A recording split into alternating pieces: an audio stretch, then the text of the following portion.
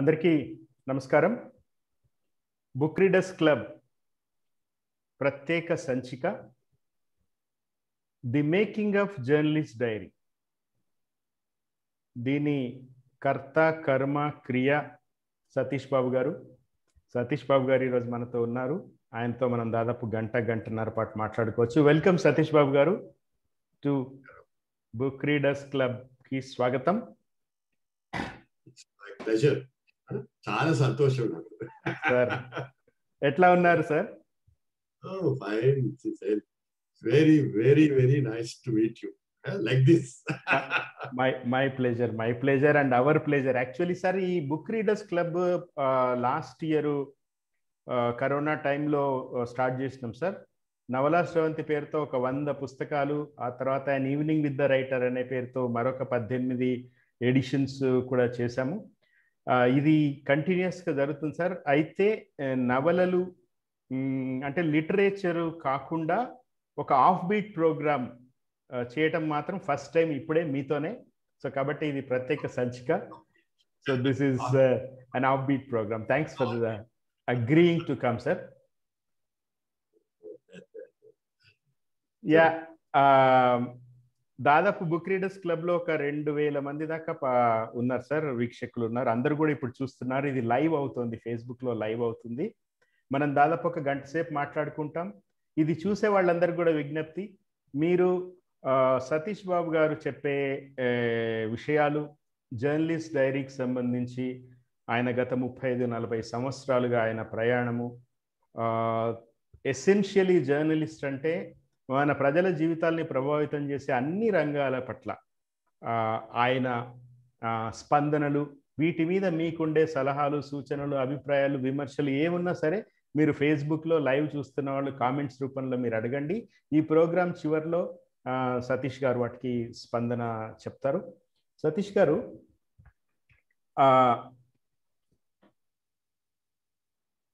Journalist dairy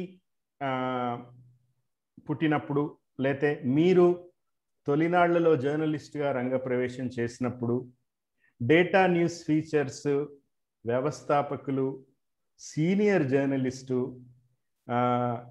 గణాంక పితామహులు లాంటి వి హనుమంతరావు గారి వారసత్వాన్ని మీరు అందిపుచ్చుకుని డేటా న్యూస్ ఫీచర్స్లో మేనేజింగ్ డైరెక్టర్గా ఉన్నప్పుడు, అప్పుడు నేను మీ దగ్గరికి రావడం, మీతో పనిచేయడం ఒక అదృష్టం.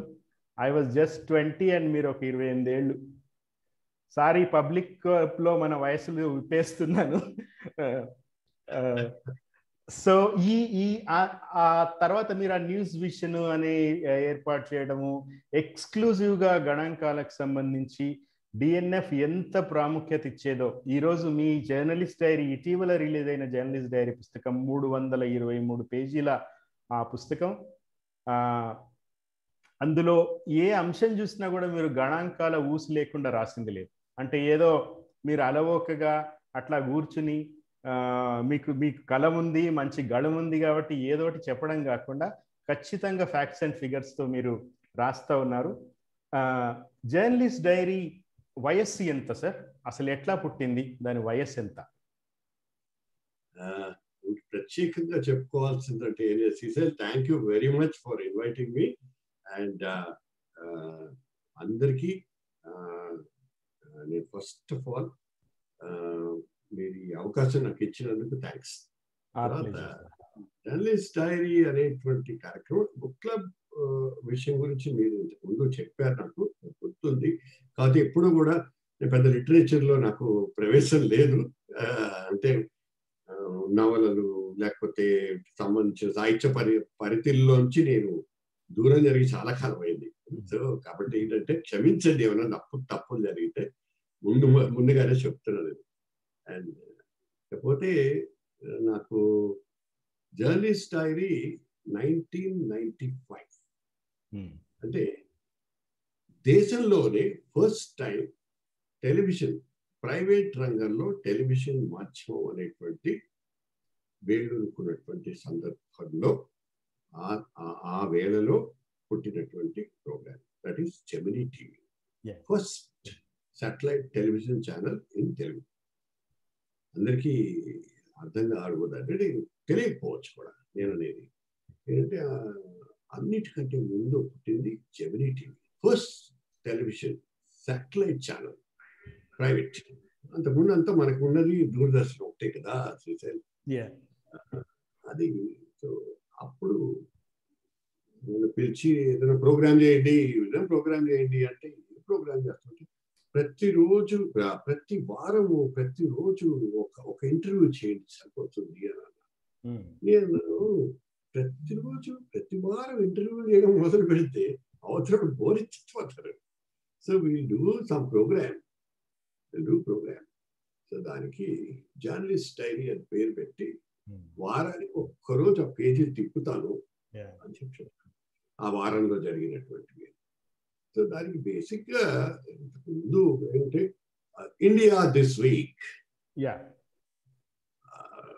ప్రణయ్ రాయ్ వీళ్ళందరూ చేసేవాళ్ళు దూరదర్శన్. అట్లా మొదలైంది అంతే. సార్ ప్రోమో ఒకటి వేద్దాం సార్, జర్నలిస్ట్ డైరీ ప్రోమో ఇప్పుడు ప్లే చేద్దాము. ఆడియన్స్ ఒక్క సెకండ్.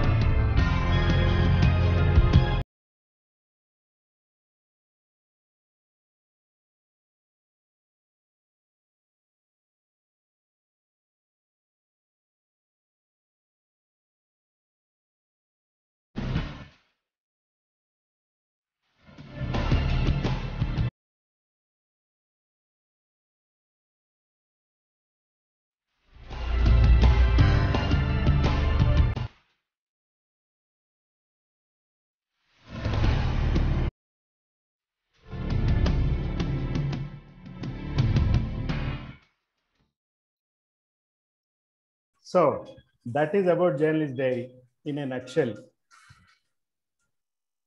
సతీష్ గారు, ఎస్ సార్, మీరు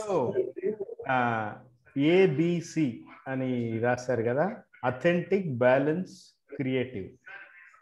నేను దానికి డి కూడా యాడ్ చేస్తున్నా, daring and dashing. Balu A B C D లాగా బాబు ఏబిసిడి మీరు. నో జోక్స్ శ్రోతలారా, పాఠకులారా, ఈ జర్నలిస్ట్ డైరీ పుస్తకం ఇప్పుడు మార్కెట్లో ఉంది. 327 పేజీల అదొక లైబ్రరీలో ఉంచుకోదగిన work. It talks about society, it talks about people, it talks about 4 pillars of democracy. అయితే ఇందులో 82 స్టోరీస్, అంటే చాలా మీకు క్రూషియల్, ఇంపార్టెంట్ అనుకున్నాయి, మీకు బాగా నచ్చినవి ఒక 82 ఎపిసోడ్స్ మీరు పిక్ చేసుకుని ఇందులో వేస్తున్నారు కదా సతీష్ గారు. ఇంకా అంటే 2013 నేను చదివాను మీ పుస్తకము. 2013, 2014 వరకు అందులో కవర్ అయినాయి. ఆ తర్వాత జరిగిన ఎపిసోడ్స్ అవన్నీ కూడా మరొక వాల్యూమ్గా తీసుకొస్తారా తర్వాత? అంటే అలా కాదు.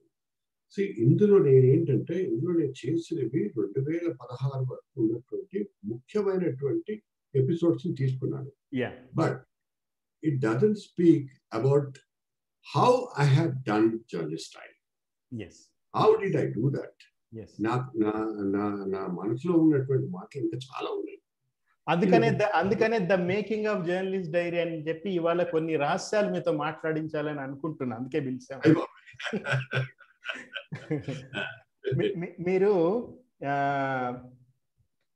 మీరు ఒక చోట రాసుకున్నారు అందులో జర్నలిస్ట్ డైరీలో, ఈ అంటే చాలా చాలా సిన్సియర్గా మీరు, మీ పుస్తకం మీ చేతిలో ఉంది కదా ఇప్పుడు, పేజీ నంబర్ 136కు వెళ్ళండి సార్.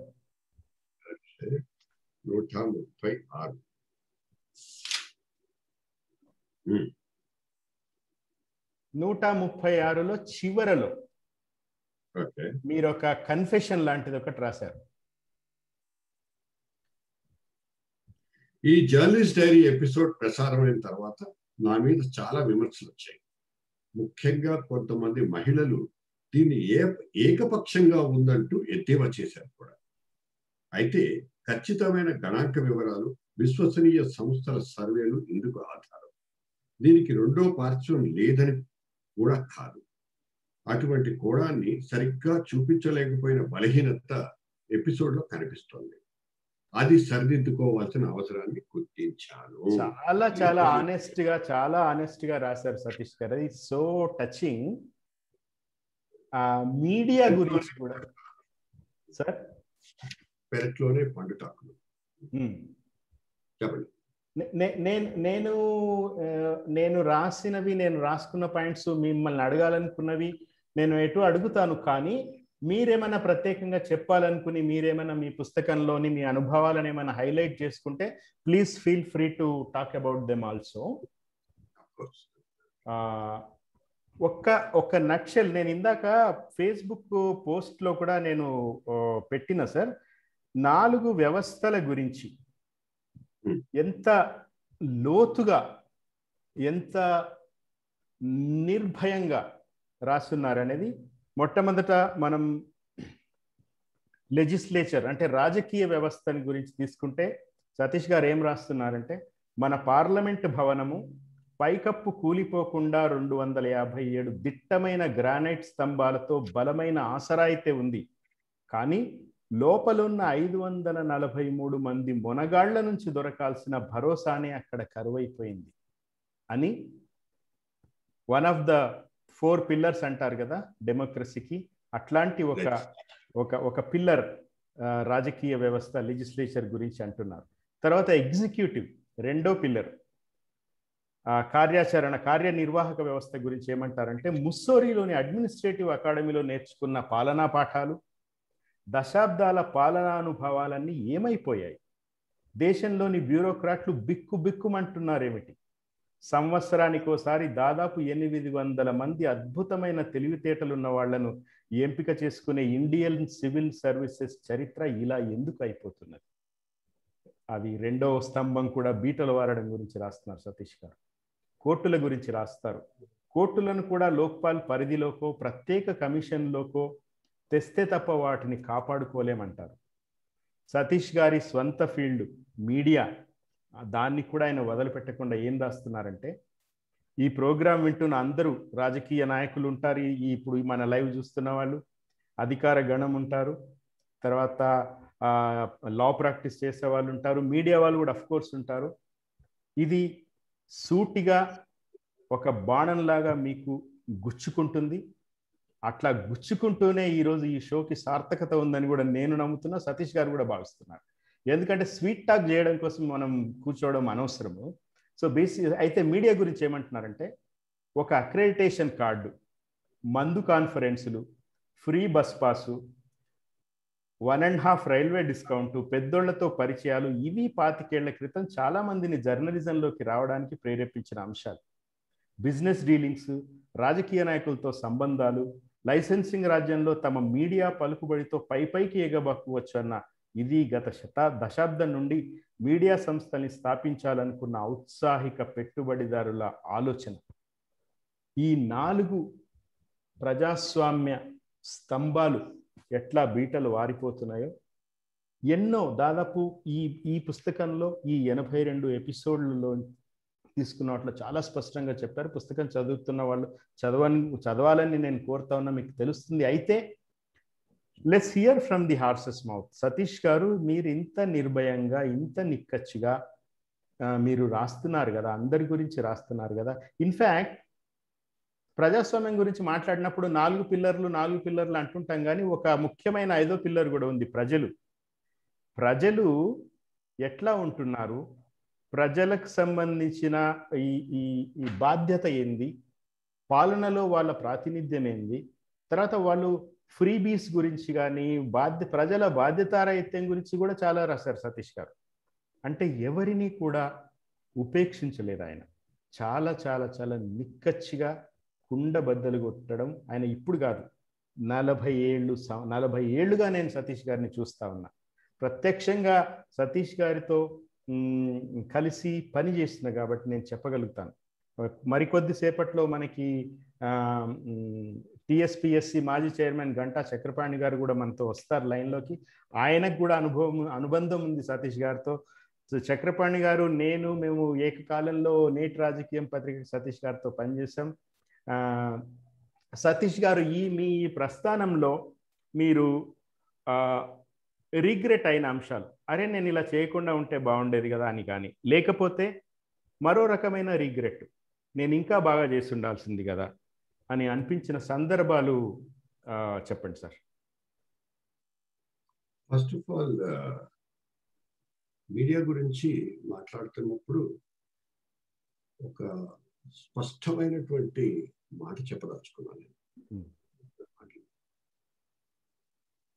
మన దేశానికి స్వతంత్రం రాకపూర్వం మీడియా అనేది ఒక ఉద్యమం. దేశ స్వాతంత్రం కోసము, మరో దానికోసం ఒక ఉద్యమం. రైట్? రైట్. అదొక ఉద్యమం. తర్వాత స్వతంత్రం వచ్చిన తర్వాత అదొక ఉద్యోగం. చాలా మంది ఉద్యోగం ప్రతి వాడు కంపెనీలో ఒక సంస్థలో జర్నలిస్ట్ ఉద్యోగం చేయడం. లాస్ట్ 10-15 ఇయర్స్ నుంచి జర్నలిజం అనేటువంటి ఫక్తు వ్యాపారం అయిపోయింది. Including journalist. కార్పొరేటీకరణ అయిన తర్వాత జర్నలిస్టులకి ఒక స్వేచ్ఛ అనేటువంటి, నిజంగా పనిచేసేటువంటి వాడికి కూడా స్వేచ్ఛ అనేటువంటి పుట్టిపోయింది. లేదు, మనం ఏం రాయాలన్నా కానీ ఆ ఫ్రేమ్వర్క్ లో, ఆ చట్టంలో అందులో బిగించేస్తాను. పేపర్కి ఒక లైన్ ఉంటుంది, ఆ లైన్ లో రాయాలి. అంటే పేపర్కి లైన్ ఉండడం కాదు, పేపరే ఆ లైన్ లో పుడుతుంది, మీడియా టీవీలు ఆ లైన్ లో పుడతాయి.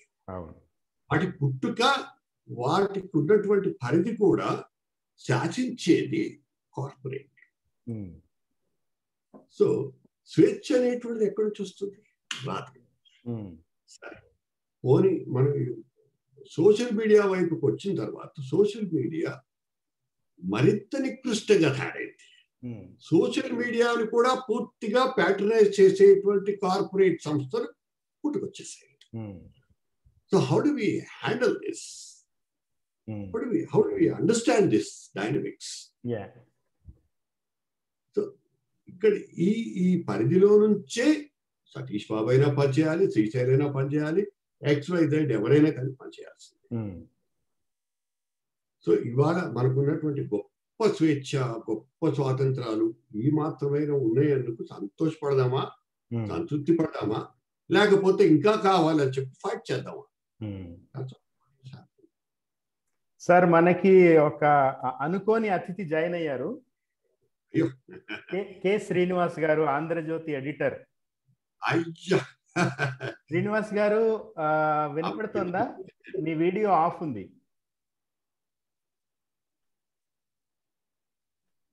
శ్రీనివాస్ గారు, మీ వీడియో ఆఫ్ ఉంది, మీ ఆడియో కూడా నాకు వినపట్టం లేదు. శ్రీనివాస్ గారు, can you here me?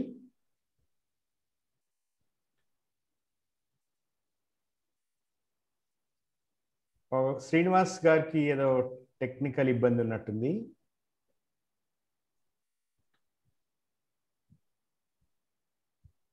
Sir, Ganta Chakrapani గారు వచ్చారు. చక్రపాణి గారు, స్వాగతం. హాయ్. హాయ్ చక్రపాణి గారు, సతీష్ గారు ఉన్నారు మనతో. జస్ట్ ఇప్పుడే జాయిన్ అయ్యాను. Happy birthday.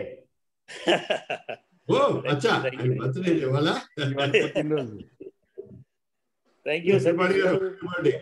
Congratulations, wonderful publication తీసుకొచ్చారు. Thank you. యా, సో కొంత కాసేపు మీరు విన్న తర్వాత మనం మాట్లాడుకుందాం. అయ్యో అదేం లేదు, మీరు చెప్పండి, మీరు చెప్పాలి.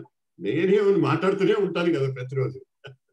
అంటే కొంత మీకు అంటే నేను మాట్లాడే ముందు అంటే మీ జర్నలిస్ట్ డైరీ అనే ఆలోచన, అంటే జర్నలిజం ఫార్మాట్లో, జర్నలిజంలో ఇది ఒక కొత్త ఫార్మాట్ లాగా తీసుకొచ్చినారు.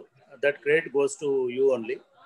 అంటే అంతకుముందు జర్నలిజంలో కాలమ్స్ ఉన్నాయి, లేదా మిగతా ఉన్నాయి. జర్నలిస్ట్ డైరీ, విజువల్ జర్నలిజంలో ఇటువంటి ఒక కాలం రాయాలనే ఆలోచన, లేదా అది ఆ ఆలోచన ఎందుకు వచ్చింది? అసలు జర్నలిస్ట్ డైరీ అనేది ఎందుకు రాయాలనుకున్నారు? అంటే డైరీ అనేటువంటిది ఒక పదప్రయోగం పెట్టడంలో కొంత స్వేచ్ఛ తీసుకున్నాను. నాకు అటువంటి స్వేచ్ఛను ఇచ్చారు అప్పుడున్నటువంటి ఛానల్ జెమినీ టీవీ వాళ్ళు. పెట్టుకున్నాను, జర్నలిస్ట్ డైరీ అయితే బాగుంటుంది ఇది పేరు అని చెప్పి. India today, India this week ఉంటాయి, చాలా ఉంటాయి. నేను అడగడంలో ఉద్దేశం కూడా ఏంటంటే, I know you personally for many years, almost 3 decades and more. మీరు, నేను, శ్రీశైల్ అందరము మనము ఒకటే ఆఫీస్లో పనిచేసాము హనుమంతరావు గారి దగ్గర. అఫ్ కోర్స్ అదొక అంటే షార్ట్ పీరియడ్ అయినప్పటికీ it is very memorable kind of journey for me. Chakrapani గారు, మీ వీడియో హారిజాంటల్ గా పెడతారా? Yeah, it's okay, it is better. yes. So మనం కలిసి పనిచేసిన కాలం ఏదైతే ఉందో, ఆ డికేడ్ అనేది, ఆ దశాబ్దం అనేది తెలుగు జర్నలిజంలో ఒక కొత్త రకమైనటువంటి ఆలోచన ధోరణిని, అంటే రీడిఫైనింగ్ ఇట్స్ లైన్. వినబడుతుందా శ్రీశైల్? Very clear. 80s అనేది తెలుగు జర్నలిజాన్ని రీడిఫైన్ చేసినటువంటి ఒక పీరియడ్. ఈ రీడిఫైన్ చేసిన పీరియడ్లోనే మనకు జర్నలిజంలో ఒక కొత్త ధోరణి, అది ఉదయం పత్రిక వల్ల కావచ్చు, లేదా అప్పుడు వచ్చినటువంటి జర్నలిజంలోకి వచ్చినటువంటి ఒక యువత వల్ల కావచ్చు, అంటే అప్పుడు వచ్చిన వాళ్ళలో కె శ్రీనివాసు, సురేందర్ రాజు, ఇట్లా చాలా మంది, అమ్మరు, ఇట్లాంటి వాళ్ళు చాలా మంది ఒక జర్నలిజాన్ని కొత్త మలుపు తిప్పినటువంటి దశాబ్దంగా నేను 1980s చూస్తాను. ఆ దశలో జర్నలిజమే ఒక కొత్త ఒరవడి, కొత్త ఉధృతి, కొత్త ధృతితోటి పోతున్నటువంటి సందర్భంలో ఆ తర్వాత అంటే అప్పుడు మనము నాకు హనుమంతరావు గారి విజన్ కి నేటి రాజకీయం అనేటువంటి పత్రికలో సతీష్ బాబు గారి విజన్ కి కొంత తేడా ఉంది. అంటే ఒక న్యూ జనరేషన్ మ్యాగజైన్ తీసుకురావాలనేటువంటి ప్రయత్నాన్ని సతీష్ బాబు గారు అప్పుడు తీరని కోరికని సతీష్ బాబు గారు ఈ విజువల్ మీడియాలోకి వచ్చిన తర్వాత తీర్చుకున్నారేమో అనేటువంటి ఒక అభిప్రాయం. ఎందుకంటే నేను రెగ్యులర్ గా ఫాలో అయ్యేటువంటి వాడిని. అంటే అప్పుడు ఉన్నటువంటి నేను ఇందాక చెప్పినటువంటి వేగము, ధృతికి మించినటువంటి ఒక కొత్త విరుపుతోటి ఈ జర్నలిస్ట్ డైరీని ఆయన ప్రారంభించారు. ఇందాక జర్నలిస్టులను ఒక సంభూతుల్లాగా చూసేటువంటి కాలం అది. అటువంటి కాలంలో ఆయన అంటే 90s ఆయన చెప్పినప్పుడు ఒక హాఫ్ కన్సెషన్ ట్రైన్ కోసము, లేదా 1/3 కన్సెషన్ బస్ పాస్ కోసము, లేకపోతే ఇట్లాంటి పదాలు. అంటే ఆయన అది ఏ వ్యవస్థ అయినా కానీ ఈ 4 పిల్లర్లు అని ఒకటి చెప్తున్నారు కదా, ఈ 4 పిల్లర్లలో ఏ పిల్లర్ను కూడా ఆయన స్పేర్ చేయకుండా అన్ని పిల్లర్లను ధ్వంసం చేసేటువంటి ప్రయత్నం చేసినాడు. అంటే ఒక నరసింహస్వామి లాగానో, హిరణ్యకశిపుడు లాగానో జర్నలిజంలోనే అట్లాంటి ఒక ధోరణితోటి అన్ని స్తంభాలను కూలగొట్టేటువంటి ఒక ధోరణితోటి ఉండేటువంటి ఒక తిరుగుబాటు జర్నలిజం అనాలన్నా దాన్ని ఒక రకమైనటువంటి ఒక దీనిలో ఉన్నాడు. అంటే అట్లా కాకుండా అంటే అప్పుడు కూడా డైనమిక్ జర్నలిస్టులు ఉండొచ్చు, లేకపోతే ఉదయంలో పనిచేస్తున్న వాళ్ళు, లేదా సమయంలో పనిచేస్తున్న వాళ్ళు, లేదా ఈవెన్ ఆంధ్రజ్యోతిలో పనిచేస్తున్నటువంటి వాళ్ళు కూడా అటువంటి వేగంతో, అటువంటి ధృతితోటి, అటువంటి ఒక ఉద్వేగంతో పనిచేసే వాళ్ళు ఉండొచ్చు. కానీ జర్నలిస్ట్ డైరీ ఎందుకు నాకు నచ్చింది అని అంటే ఒక అపీలింగ్ అండ్ ఒక ఎమోషనల్ దీనిలోకి తీసుకుపోయింది పాఠకులను, ప్రేక్షకులను ముఖ్యంగా. ఆయన దానికి ఇవాళ ఏదో పత్రికలో మన శ్రీనివాస్ అనే మిత్రుడు కస్తూరి రాసినట్టుగా ఆయన వాయిస్ కూడా దానికి మాట విరుపు కావచ్చు, ఆ చెప్పే పద్ధతి కావచ్చు, ఇవన్నీ కూడా దానికి గంభీరతని, ఒక రకమైనటువంటి దీన్ని తీసుకొచ్చింది. ఈ మాట విరుపు అన్నారు కాబట్టి మళ్ళీ మర్చిపోతాను, ఇప్పుడే గుర్తొచ్చింది. ఆయన క్యాప్షన్స్ ఎంత అద్భుతంగా ఉంటాయంటే, ఉల్లి ధరల పెంపు మీద ఆయన చేసిన ఎపిసోడ్ లో ఆయన కింద క్యాప్షన్ పెట్టారు, ఎక్ ప్యాజ్ కా నగ్మా హై అని. ఉల్లి ప్యాజ్ అదే చెప్తున్నాను అయ్యా. అట్లా చాలా ఇష్యూస్ లో అంటే ఒక స్టేజ్ లో, అంటే నేను ఇందాక అన్నప్పుడు ఎందుకు ఈ ఫార్మాట్ ఎందుకు తీసుకున్నారంటే అన్నానంటే, జనరల్ గా తెలుగు జర్నలిజంలో ఒక అరగంట సేపు, లేకపోతే 15 నిమిషాలు 20 నిమిషాలు ఒక మనిషి మాట్లాడితే బోర్ కొడుతుంది. కాబట్టి ఏం చేస్తారు, చాలా రకాలైన మిక్స్ చేస్తుంటారు. విజువల్స్ తీసుకొస్తారు, గ్రాఫిక్స్ తీసుకొస్తారు, యాంకర్ తీసుకొస్తారు, ఇట్లాంటి ఏదో తీసుకొస్తారు, దాన్ని ఏదో అంటారు ప్యాకేజ్ ఒకటి డెవలప్ చేస్తారు. అటువంటిది ఒక గంభీరమైనటువంటి కంఠం ఒక 20 నిమిషాల పాటు, అరగంట పాటు అట్లా మాట్లాడుకుంటూ పోతే ఎట్లా చూస్తారు అనేటువంటి డౌట్ వస్తుంది. కానీ ఆ కాలంలో ఒక కాలంలో అది జెమినీ ఉండొచ్చు, తర్వాత ఎన్టీవీ ఉండొచ్చు, తర్వాత TV9 ఉండొచ్చు, ఇంకే ఛానల్ అయినా ఉండొచ్చు, సతీష్ బాబు గారి జర్నలిస్ట్ డైరీ ఆ సంతకంతో కూడినటువంటి ఆ బ్యాంగ్, దాన్ని ఏమంటారు అది, అదేవిధంగా ఆయన మాట్లాడే పద్ధతితో పాటు ఆయన ఎంచుకునేటువంటి ఒక క్రిటికల్ టాపిక్, ఒక బర్నింగ్ టాపిక్, ఒక సొసైటీకి అవసరమైనటువంటి టాపిక్, ఒక జర్నలిస్ట్ రియల్ ఇంటర్వెన్షన్ అవసరమైనటువంటి టాపిక్, అంటే ఒక సంపాదకీయం ఎట్లాగైతే చూస్ చేసుకుంటారో అటువంటి ఒక టాపిక్ ని. నిజానికి సంపాదకీయం ఎట్లయినా చూస్ చేసుకోవచ్చు, ఎందుకంటే సంపాదకీయం చదివేటోడు కాన్సన్ట్రేట్ చేస్తున్నాడు, అది చేయడా అది ఎడిటర్కి అవసరం లేదు, ఎడిటర్ రాయాలనుకుంటే రాసేస్తారు. కానీ విజువల్ మీడియాలో ఉన్న ఛాలెంజ్ ఏమంటే మీరు వాటి రిమోట్ తీసుకొని మార్చకుండా చూసుకోవాలి.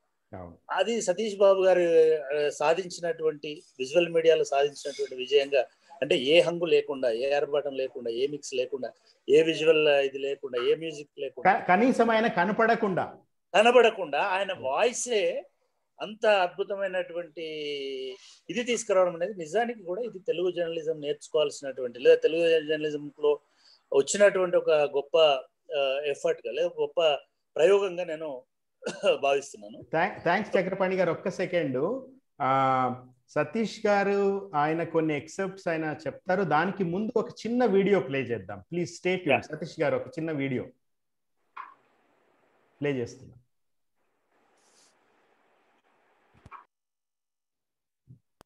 జర్నలిస్ట్ డైరీ అనే శీర్షికే నాకు బాగా నచ్చింది. మనం అంతకుముందు స్వాతంత్ర సమరంలో ఉన్నటువంటి పెద్ద పెద్ద నాయకులు వాళ్ళు జైల్లో ఉన్నప్పుడు రాసుకున్న డైరీస్ని ప్రిజన్ డైరీస్ అన్నారు, జైల్ డైరీస్ అన్నారు.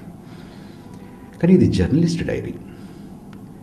జర్నలిస్ట్ డైరీ ఒక జర్నలిస్టుగా సమాజంలో రాజకీయంగా, సాంస్కృతికంగా, సామాజికంగా, ఆర్థికంగా జరుగుతున్నటువంటి అనేక పరిణామాలను నిశితంగా పరిశీలించడం ఒకటి, దానిని కేవలం రాత కాకుండా దాన్ని దృశ్య రూపంగా అంటే టెలివిజన్లోకి దాన్ని తీసుకొచ్చి చక్కటి భాషతోటి ఒక వ్యాఖ్యానం. వాంగ్మయంలో ఒక సంప్రదాయం ఉంది, కుకవి నింద సుకవి స్తుతి అని. మనం కుకవి నింద చేయకపోయినా సుకవి స్తుతి తప్పకుండా చేసుకోవాలి. అంటే మంచి కార్యక్రమాలని మంచిగా ఉన్నాయి, బాగున్నాయి అనేటటువంటి మాట మనం పదే పదే చెబుతూ ఉంటే ఈ మంచి కార్యక్రమం చేసేటటువంటి వారికి స్ఫూర్తిదాయకంగా ఉంటుంది. ఇలాంటి మంచి కార్యక్రమం చేస్తే సమాజం మెచ్చుకుంటుంది అనేటటువంటి ప్రేరణ మిగతా వారికి కలుగుతుంది. జర్నలిస్ట్ డైరీ అంటూ తనదైన ఒక ముద్ర మొత్తం ప్రపంచంలో ఉన్న తెలుగు వాళ్ళందరి హృదయాల మీద ఒక ముద్ర గుద్దారు సతీష్ బాబు గారు. సమాజంలో ఉండే లోపాలని, దోషాల్ని ఎత్తి చూపిస్తూ వ్యంగ్య బాణాలు సంధిస్తూ దాదాపు ఒక 500 ఎపిసోడ్లు ఇప్పటి వరకు రన్ చేశారంటే అది చాలా పెద్ద విజయం, గొప్ప విజయం, ముఖ్యంగా సాంస్కృతిక పరంగా. ఎందుకంటే ఖండాంతరాల్లో కూడా సతీష్ బాబు గారికి అభిమానులు ఉన్నారు, ముఖ్యంగా ఆయన గళానికి, ఆయన కళానికి. చాలా చాలా సందర్భాల్లో నేను కూడా చాలా ఎపిసోడ్స్ నేను చూశాను. ఒక తెలియని ఒక విద్యుత్ ఉంది, అంటే అది ఎపిసోడ్ అయిపోగానే నిజమే కదా, ఇంత దుర్మార్గం జరుగుతుంది కదా, మనం ఏమీ చేయలేకపోతున్నాం, అచేతనంగా ఉండిపోతున్నాం ఏమిటి అని. ఇది ఎవరినైతే ఉద్దేశించి ఇది చెప్పారో ఎపిసోడ్స్ అన్నీ వాళ్ళకి మాత్రం ఇంకా దున్నపోతు మీద వానబడ్డట్టుగానే ఉందని అనిపిస్తుంది. ప్రస్తుతానికి ఇది మిరియాల కషాయం లాంటిది మాత్రమే. భవిష్యత్తులో సతీష్ బాబు గారు దీన్ని శస్త్రచికిత్సగా కూడా చేస్తారని మనస్ఫూర్తిగా ఆశిస్తూ, Satish Babu garu, you are great, all the best. Journalist diary నేను చాలా సంవత్సరాలుగా చూస్తున్నా.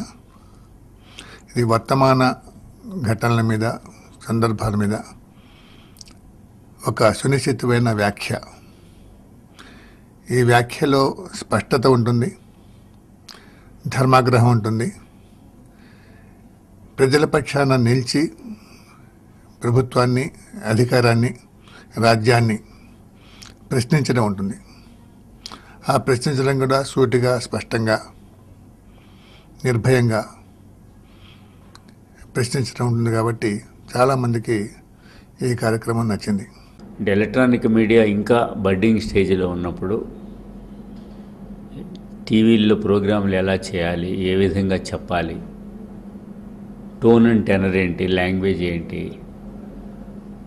అంటే ప్రింట్ మీడియాకి డిఫరెంట్గా ఒక స్ట్రాంగ్గా ఒక అభిప్రాయాన్ని కానీ లేకపోతే భాషను కానీ ఉపయోగించడం, చెప్పడం ఎలాగనేది బహుశా మొట్టమొదట దాన్ని ఒక ప్రామాణీకరించడం కానీ లేదా ఒక గాడిలో పెట్టిన వాళ్ళలో సతీష్ బాబు ఒకటని నేను అనుకుంటుంటా. సో TV9కి ఉన్నటువంటి ధాటి, సూటి, లేకపోతే భాషలో కానీ భావంలో కానీ కరుకుతనం సతీష్ బాబులో మొదటి నుంచి ఉండేది. తప్పనిసరిగా ఇది మన రాష్ట్రంలోనే తెలుగు జర్నలిజంలోనే టెలివిజన్ ప్రక్రియలో ఒక జర్నలిస్టు సామాజిక అంశాల మీద, రాజకీయ అంశాల మీద ఇలాంటివి ప్రజలకు ఎడ్యుకేట్ చేయటము, ఇన్ఫర్మేట్ చేయటము, ఆలోచింపజేయటము, సమాచారాన్ని ఇవ్వటము, దాన్ని సంక్షిప్తంగా విషయాన్ని అవగాహన కలిగించటానికి తోడ్పడే రీతిగా ఉంటుంది. ఇది తప్పనిసరిగా సతీష్ అభినందనీయుడు, ఒక ప్రత్యేకతను సంతరించుకున్నాడు ఇలాంటి విషయాలు. సార్ సతీష్ గారు, చెప్పండి. ఇప్పుడు పరకాల్ ప్రభాకర్ గారు, భరణి గారు, అట్లాగే సీనియర్ జర్నలిస్టులైన రామచంద్రమూర్తి గారు, వెంకట్రావు గారు, శ్రీనివాస్ రెడ్డి గారు వాళ్ళ జర్నలిస్ట్ డైరీ ఈ పట్ల వాళ్ళ అభిమానాన్ని, తర్వాత మీకు సంబంధించిన వాళ్ళ అభిప్రాయాలను కూడా చెప్పారు. తనికెళ్ళ భరణి గారు మాట్లాడిన దాంట్లో నాకు ఇంట్రెస్టింగ్ అనిపించింది. సతీష్ బాబు గారిలో విద్యుత్తు ఉంది అన్నారు ఆయన. మీలో విద్వత్తు ఉందని తెలుసు నాకు, విద్వత్తుతో పాటు విద్యుత్తు కూడా ఉందన్నారన్న. విద్యుత్తులో రెండు కనపడుతున్నాయి నాకు. విద్యుత్ అంటే current, current is that power, and also current is current affairs. You are so current, so present అని అనిపిస్తుంది నాకు. మీరు ఒక చోట రాసుకున్నారు మీరు సతీష్ గారు, నాకు నా కళానికి, నేను చదువుతాను ఒక్క నిమిషం, మీరేం రాశారు, నా కళానికి పొగరెక్కువ, నా గళానికి వ్యంగ్యము వగరు ఎక్కువ అని మీరు రాసుకున్నారు. ఈ కారణాల చేత మీరేమైనా ఇబ్బందులు పడ్డారా? మీ పొగరు వల్ల, మీ వగరు వల్ల? ఇంట్లో కూడా ఇబ్బంది పడుతున్నాను. అది ఫైనల్లీ ఒకటే స్ట్రైట్ ఫార్వర్డ్ గా మాట్లాడేది కొంత ఏంటంటే అవతల వ్యక్తులు ఉంటే బాగుంటుంది అనే చెప్పేవాళ్ళు ఉంటారు. నాకు నచ్చదు. చెప్పాల్సింది చెప్పడమే, చేయాల్సింది చేయడమే. సార్ మీరు అన్నాను నాకు మీరు ఆటిజం నుంచి ఆటోవాలాల వరకు, మురికివాడుల బతుకుల నుంచి మేక్ ఎ విష్ ఫౌండేషన్ వరకు, అసంఘటిత రంగ కార్మికుల నుంచి పేదరికం వల్ల క్లినికల్ ట్రయల్స్కి గినీ పెగ్స్గా మారుతున్న అభాగ్యుల వరకు కూడా మీరు ఎన్నో రాశారు. మీరు మీ మనసుల్ని కదిలించేవి బాధల, స్వప్నాల, మీరు ఎన్నింటిలోనో మీరు చూసినా మీరు దక్కలేదనుకున్న న్యాయం దక్కే పరిస్థితులు ఉన్నాయా? గత 30-35 ఏళ్ల నాటికి సమాజం ఏమన్నా మెరుగవుతుందా, నాశనం అవుతుందా?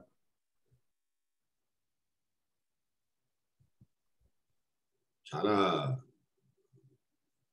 అద్భుతమైన క్వశ్చన్, అద్భుతమైన వ్యాఖ్య. అంటే ఇప్పుడు మెరుగైందా లేదా అనేటువంటి డెసిషన్ తీసుకోవాల్సింది, లేకపోతే జడ్జిమెంట్ ఇవ్వాల్సింది, లేకపోతే దాని గురించి చెప్పాల్సింది మీరే, నేను కాదు. మీరేం చూస్తున్నారో నేను కూడా అదే చూస్తున్నాను. ఒక సామాన్యుడు కొత్తగా మనం ఏం చూడట్లేదు. కొత్తగా ఏం చూస్తున్నాం మనం? సమాజం మరింత దుర్భరమైనటువంటి పరిస్థితికి వస్తుంది, మరింత క్షీణిస్తోంది, విలువలు క్షీణిస్తున్నాయి, సమాజంలో ఉన్నటువంటి జీవన ప్రమాణాలు క్షీణిస్తున్నాయి. నెగటివిటీ అంటారు. నెగటివిటీ కాదు ఇది. వాస్తవాన్ని మనం చూస్తున్నప్పుడు ఇలా ఉంటే బాగుంటుంది అనేటువంటి ఐడియలిస్టిక్ సిచ్యువేషన్ ని మనం ఊహించుకుంటూ ఉంటాం. కాబట్టి అటువంటి ఐడియలిస్టిక్ సిచ్యువేషన్ లేదేంటి, ఎప్పుడు రాదేంటి, ఎప్పుడు వస్తుంది ఇది అనేటువంటి ఒక ఆలోచన ఎప్పుడు బాధిస్తూ ఉంటుంది. నన్నే కాదు, మీ అందరినీ, మనందరినీ కూడా.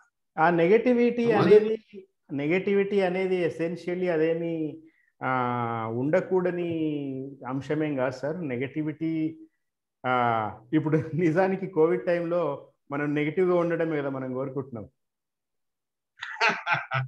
అన్నిట్లో పాజిటివ్ ఉండాలి. ఇప్పుడు మాత్రం పాజిటివ్ గా ఉండాల్సిన అవసరం లేదు అని చెప్తున్నాడు. ఇంకొకటి సతీష్ గారు, సతీష్ గారు ఒక విషయం, మీరు జస్టిస్ చిన్నపరెడ్డి గారి గురించి రాస్తూ గంజాయి వనంలో తడచిన తులసి మొక్క జస్టిస్ చిన్నపరెడ్డి గారు అని రాశారు. మిగతా 3 పిల్లర్లలో, అంటే రాజకీయ వ్యవస్థలోను, మీడియాలోను, లెజిస్లేచర్లోను ఇట్లాంటి గంజాయి వనంలో తడిచిన తులసి మొక్కల పేర్లు ఏమైనా చెప్పగలరా? అంటే ఇప్పుడు సడన్ గా చెప్పేటప్పటికి I have to apply my mind. అంటే అంత తక్కువ ఉన్నారు. అరుదైనటువంటి. సో కాబట్టి అంటే ఒక ఫీల్ వస్తుంది, ఫీల్ వచ్చినప్పుడు దాని గురించి రాస్తాం మనం. చిన్నపరెడ్డి గారు అతను చాలా అద్భుతమైనటువంటి జడ్జ్మెంట్లు ఇచ్చినటువంటి వ్యక్తి. Different world all together. ఇప్పుడు అటువంటి జడ్జిలు ఎక్కడున్నారు? లేరు జడ్జి. ఎక్స్ట్రా బోర్గా నేను అన్ని చెప్పలేను కానీ, బట్ ఇప్పుడు ఉన్నటువంటి జ్యుడిషియరీ ఈజ్ కంప్లీట్లీ డిఫరెంట్. ఎందుకంటే జ్యుడిషియరీ మీద ఎక్కువ కామెంట్స్ చేయడం బాగుండదు కదా. సార్ కరెక్ట్ ప్రశ్న నాకు గుర్తు చేశారు మీరు. మన ఈ మధ్య సుప్రీంకోర్టు ఒక తీర్పు ఇచ్చింది. ఏంటంటే రాజకీయ విమర్శలు ఎవరి మీద అయినా చేయొచ్చు, అదేం నేరం కాదు అని సుప్రీంకోర్టు ఒకటి అంది. అది చాలా చాలా స్వాగతించదగ్గది. ఎందుకంటే ఈ మధ్య కాలంలో ముఖ్యంగా గత 6-7 సంవత్సరాల్లో ప్రభుత్వాలు కేంద్రాల్లో కానీ రాష్ట్రాల్లో కానీ ఎంత అసహనంగా తయారైనాయంటే ఏ చిన్నపాటి విమర్శను కూడా సహించడం లేదు. కేసులు పెడతాము అని బెదిరిస్తూ ఉన్నారు. ప్రూవ్ ఆర్ పెరిష్ అనే ఇలాంటి మాటలు మాట్లాడుతూ ఉన్నారు.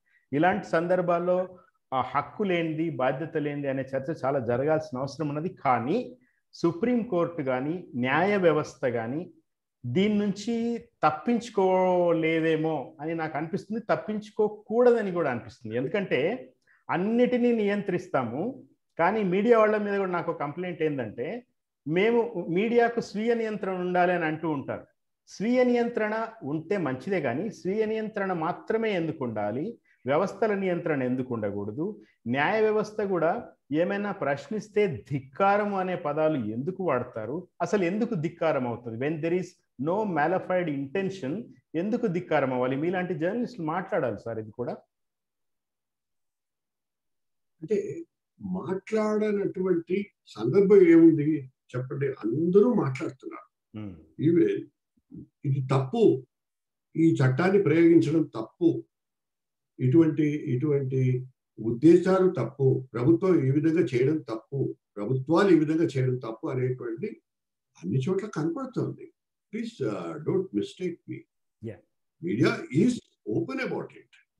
And there are some people, definitely media is ఏంటంటే డివైడ్ అయిపోయింది. ఎప్పుడైతే కార్పొరేటీకరణ జరిగిందో, కార్పొరేట్లు ఏం చెప్తే ఆ మీడియా రాస్తుంది, కరెక్టే. కానీ ఇండిపెండెంట్ గా ఉన్నటువంటి వ్యక్తులు ఉన్నారు, జర్నలిస్టులు ఉన్నారు, సోషల్ మీడియా ఉంది. It is happening. Why you think that it's not happening? It is happening. చాలా మంది ఈ విషయంలో చాలా స్పష్టమైనటువంటి అభిప్రాయాలతో ఉన్నటువంటి పరిస్థితి నాకు తెలుసు.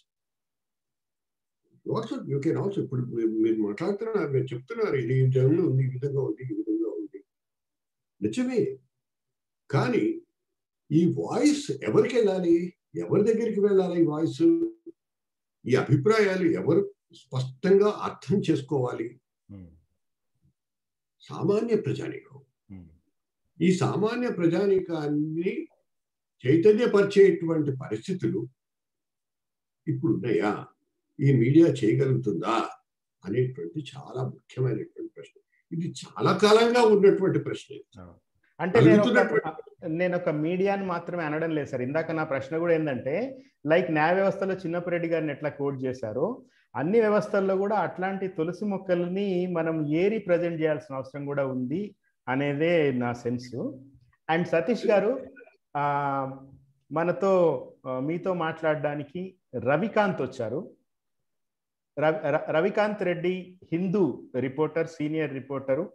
రవికాంత్ గారు స్వాగతం. మీది మైక్ మ్యూట్ లో ఉంది, అన్మ్యూట్ చేయండి.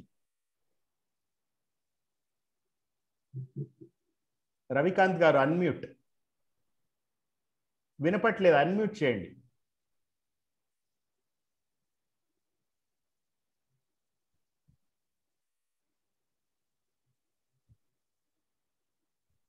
మీరు కనపడుతున్నారు, బట్ మీ మైక్ మ్యూట్ లో ఉంది. Please unmute.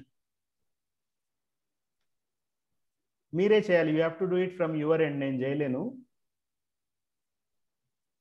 రైట్. ఆయన అన్మ్యూట్ చేసినప్పుడు పలకరిస్తారు రవికాంత్ గారు. సార్, సతీష్ గారు, చెప్పండి శ్రీశైల్, ప్లీజ్ టెల్ మీ. మీరు ఇంకొక పోపట్రావు పవార్ మంచి రాజకీయ నాయకుడు అంటూ ఆయన గురించి కూడా రాశారు మీరు పేజ్ నంబర్ 43లో. ఒకసారి do you want to refer? Page 43.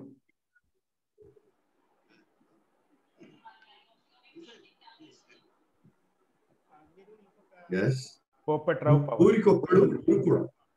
దీంట్లో రెండు అంశాలు నా దృష్టిని ఆకర్షించిన 2 అంశాలు మిమ్మల్ని అడుగుతాను. ఇట్లాంటి మంచి నాయకులు మన మధ్య ఉన్నారా తెలంగాణలో, ఆంధ్రాలో? ఏమైనా పేర్లు చెప్పగలుగుతారా అనేది ఒక ప్రశ్న. 2, మీరు ఇందులోనే రాశారు పోపట్రావు పవారు పొగాకు, గుట్కా లాంటివి నిషేధించారని. ఈరోజు కరోనా పాండమిక్ టైంలో తుంపర్లు, ఉమ్మి ఎంత ప్రమాదకరమైందో తెలుసు. ఈ సందర్భంలో పొగాకులు, గుట్కాల నిషేధము దేశవ్యాప్తంగా ఎందుకు చేయకూడదు? ఈ రెండిటి మీద I would like you to throw some light.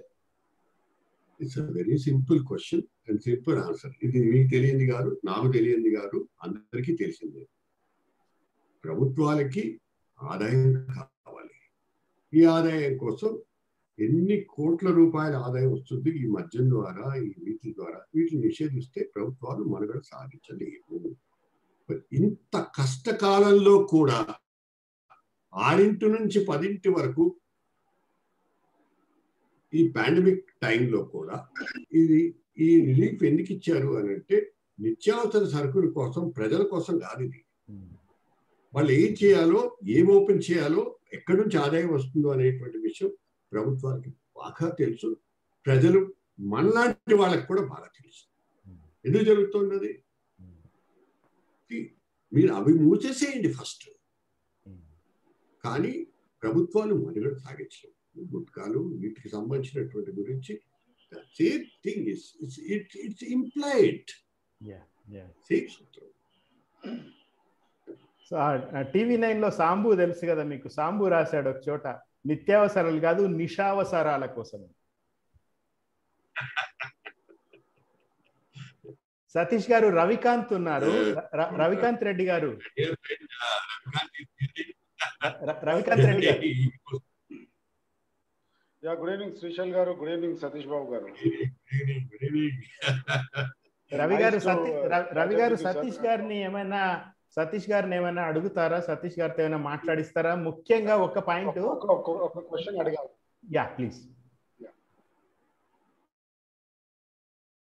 Please go head. ఒక క్వశ్చన్ సార్. బేసిక్ అంటే ఒక ఎట్లా అంటే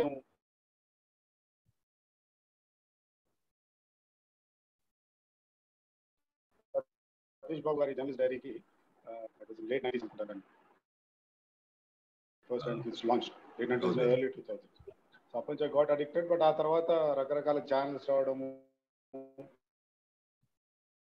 ఆ తర్వాత ప్రోగ్రామ్ వేరే ఛానల్ అక్కడ షిఫ్ట్ అవడం, అది ఎప్పటిగా మైండ్ లో ఉండిపోయింది. I still remembering one of your programmes. It's almost 20 years, but I still remember what you said about journalist. మీరు ఒక మాట అన్నారు జర్నలిస్ట్ గురించి, ఇది జర్నలిస్ట్ డైరీలో చెప్తూ ఏమనంటే, ఒక జర్నలిస్ట్ మార్నింగ్ ఒక చీఫ్ మినిస్టర్తో కూర్చొని టీ తాగుతాడు, ఆ ఛాన్స్ ఉంటుంది అతనికి.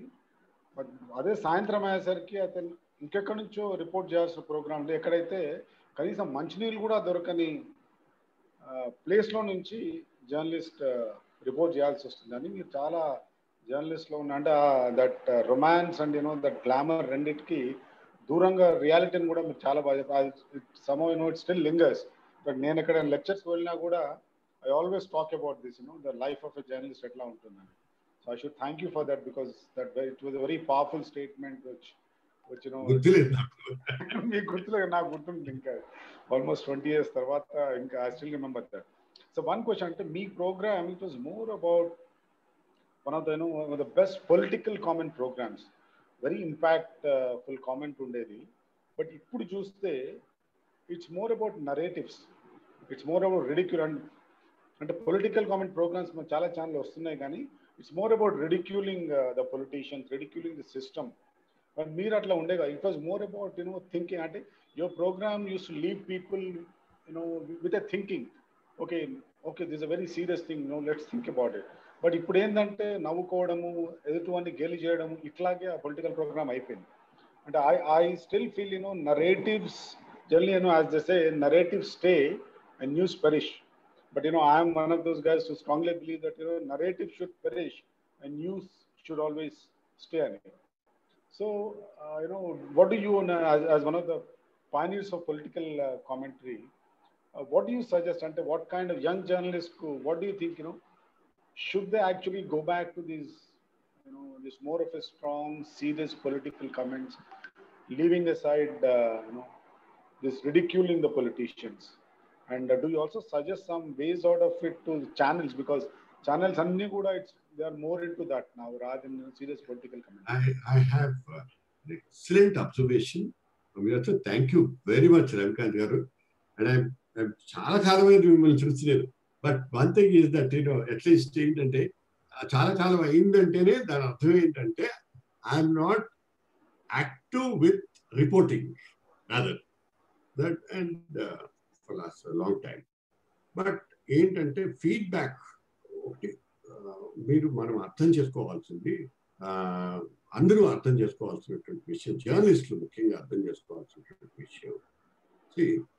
టుడే యావరేజ్ ఏజ్ గ్రూప్ అనేటువంటి యూట్యూబ్ దగ్గరకు వచ్చేటప్పటికి ఏమవుతుందంటే, మీరు ఇంతకు ముందులాగా లేరు, ఇప్పుడు ఎందుకు ఈ పొలిటికల్ గా ఇవన్నీ చేస్తున్నారు అని అంటే దాని గురించి నేను ఫోకస్ చేసి చెప్పాల్సినటువంటి విషయం ఏంటంటే, నా ఏజ్ గ్రూప్ అంటే నా టార్గెట్ గ్రూప్, నాకున్నటువంటి 2 లక్షల మంది సబ్స్క్రైబర్స్, వీళ్ళల్లో 65% ఆర్ rather 75% వీళ్ళందరూ కూడా బిలో 35 years.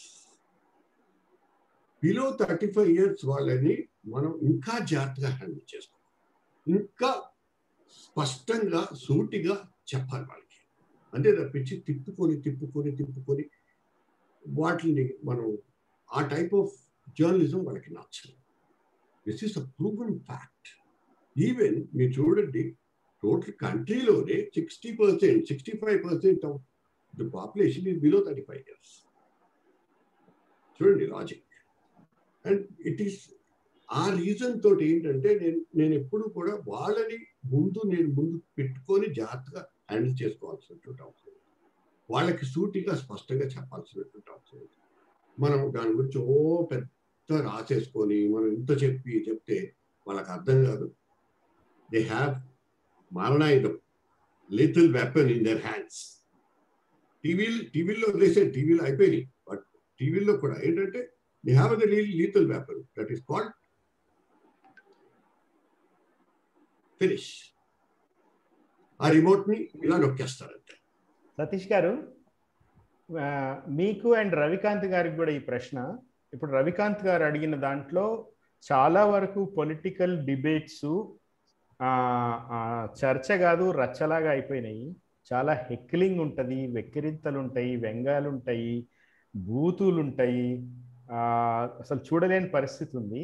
అది మీరు జర్నలిస్ట్ డైరీలో మీ ఎపిసోడ్స్లోనే ఒక చోట మీరు రాశారు, కరణ్ థాపర్ గురించి రాశారు సతీష్ గారు. కరణ్ థాపర్ కానీ లేకపోతే వినోద్ దువా కానీ, ప్రణయ్ రాయ్ లాంటి వాళ్ళ టాక్ షోస్ ఎట్లుంటాయి, వాళ్ళ పొలిటికల్ షోస్ ఎట్లా ఉంటాయి అనేది మీరు రాశారు.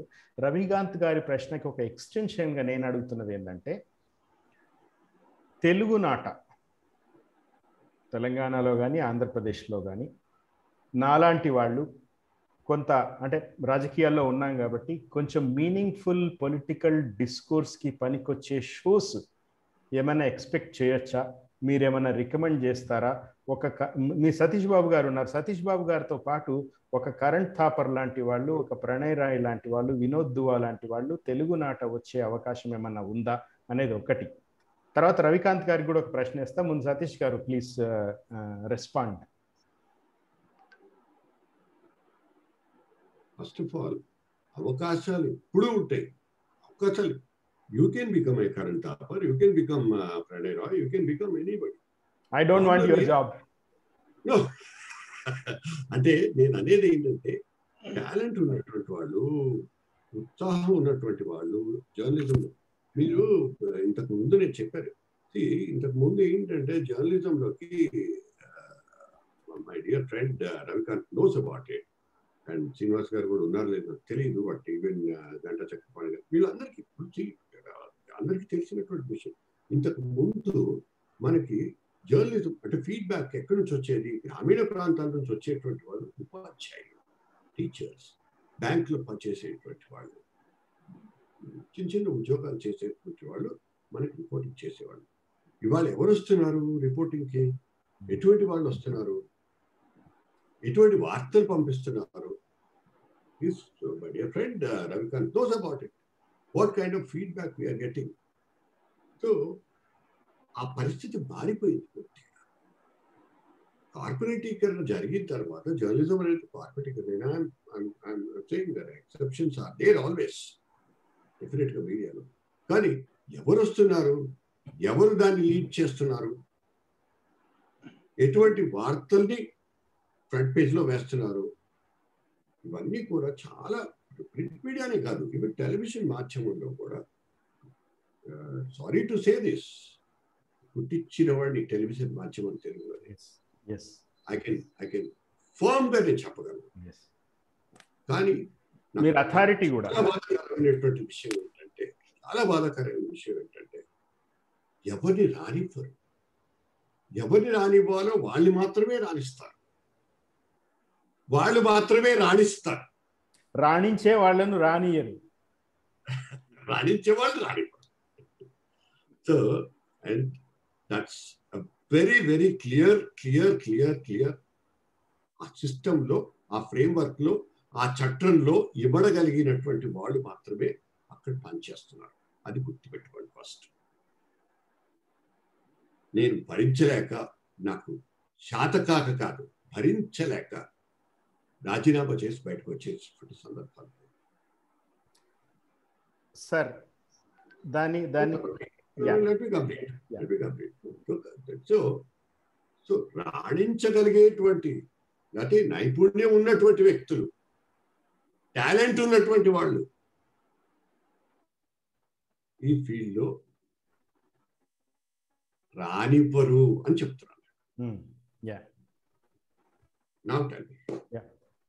రవికాంత్ గారు, కనెక్టెడ్ ప్రశ్న. ఇప్పుడు జర్నలిజం గురించి, మీడియా ఛానల్లో చర్చల గురించి మాట్లాడుకున్నాం కదా. How do you see the difference between Telugu media and national media? మీరు హిందూలో పనిచేస్తున్నారు కాబట్టి అడుగుతున్నాను నేను. How do you see the difference? ఎందుకు అంటే ఒక నేపథ్యం చెప్తా దీనికి. తెలుగు పత్రికల్లో నా సంపాదక మిత్రులు, తెలుగు మీడియాలో పనిచేసే పెద్ద పెద్ద జర్నలిస్ట్ చాలా మంది ఉన్నారు, ఈ షో కూడా చూస్తున్నారు. ఇదేమి ఎవరికి పర్సనల్ క్రిటిసిజం కూడా కాదు, కానీ తెలుగు పత్రికలలో ఒక సంచలనం కానీ, లేకపోతే అవసరం లేని చోట కవిత్వాలు రాయడము, ఇట్లాంటివన్నీ, వార్తల్లో కూడా కవిత్వాలు రాయడము. చేకూరి రామారావు గారు ఒక మాట అన్నారు, సతీష్ గారు మీకు కూడా తెలిసే ఉంటుంది, కవులు రచయితలుగా ఫెయిల్ అయిన వాళ్ళు జర్నలిస్టులు అవుతారు అని. సో మా అమ్మాయి మొన్న అంటోంది, తెలుగు పత్రికలు నువ్వు ఎట్లా చదువుతావు నాన్న, నువ్వు హిందూ చదవచ్చు కదా అని. I'm not trying to flatter Ravikanth here, కానీ Ravikanth garu how do you see the difference between national media and Telugu media? అంటే నేషనల్ మీడియాలో again there's a lot of difference, and it's print and again electronic. So electronic has actually gone to dogs. National media, first of all, I don't consider them as national media. I always say they're Delhi media, because their news is all Delhi centered. Right. But I tell the reporters as well here, you're not from national media, don't call yourself national media, because but again, print, if you look at print I think is one medium which has retained its strength, and strength of credibility, strength of seriousness.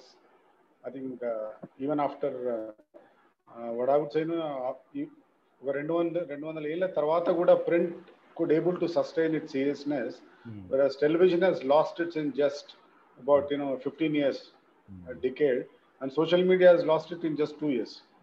So I think print strongly, and that is one reason, because of its seriousness. And national media, particularly English media, takes such serious issues despite the government's suppression and all.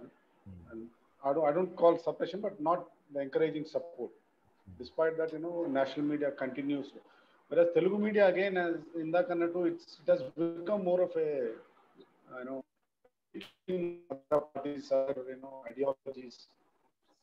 But I think, but the rural journalists have done a great job. They're still doing a great job. Some stories come in the rural areas, actually force the government. So I have a lot of respect for these rural reports. And ఇంకొకటి అంటే journalism గురించి మీరు ఇందాక అడిగారు అంటే I want to rake up one issue అంటే how serious journalism has gone out of it. And ఒకటేమో media organizations have become so commercial, business man వచ్చినాక ఆటోమేటిక్గా సీరియస్ తగ్గిపోయింది. But I was really surprised, not just me, but there are a lot of journalists, in fact, who have discussed this particular issue. Even governments are also, serious journalism దూరం పెట్టేస్తున్నాయి for various reasons, whatever. One example, maybe I should tell that example here or not. Telangana వచ్చినాక first సంవత్సరము best journalist award అతని పేరు బిత్తిర్ సత్తి, అతనికి best journalist award ఇచ్చినారండి. Not to K Srinivas, Andhra Jyothi editor, not to Satish Babu garu, not to also Keshwarav garu of Hindu, or there are so many people who have contributed so much to journalism. So I think government taraf nunchi kuda that signal that serious journalism may not be encouraged, will not be accepted anedi kanpichindi. And this is not my just opinion. చాలా మంది press club లో ఈ particular issue మీద చాలా సార్లు internal debates కూడా జరిగినాయి. So you can understand that seriousness from the government is also decreasing. Maybe they want to dilute it deliberately, not just Telangana government. Yeah, got the point. Yeah, got the point.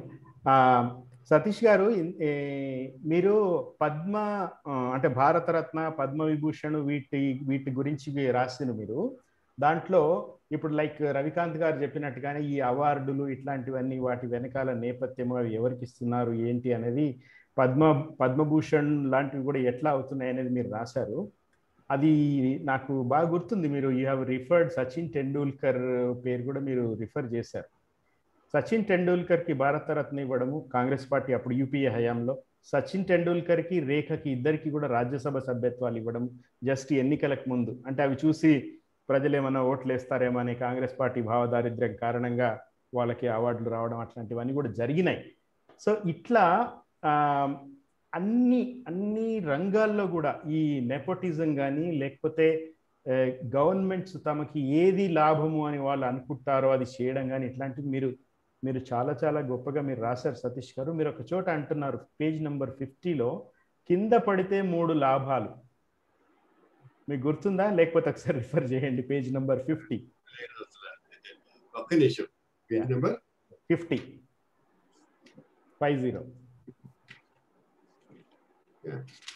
కింద పడితే 3 లాభాలు. కింద పడిపోతే 3 లాభాలు.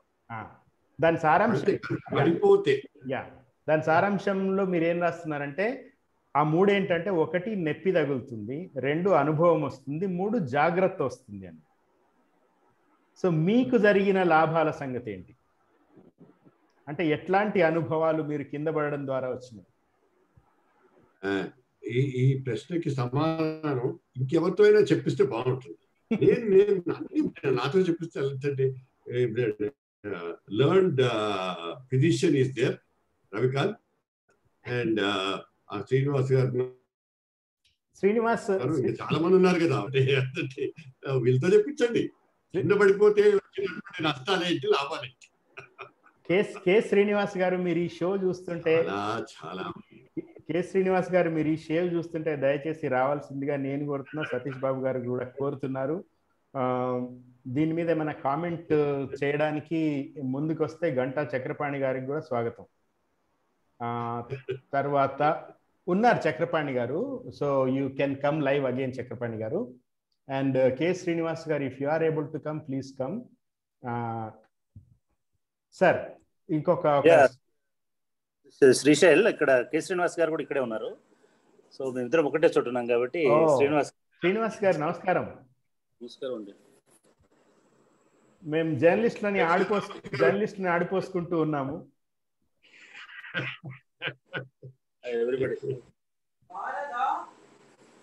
అధ్యక్ష నమస్కారం.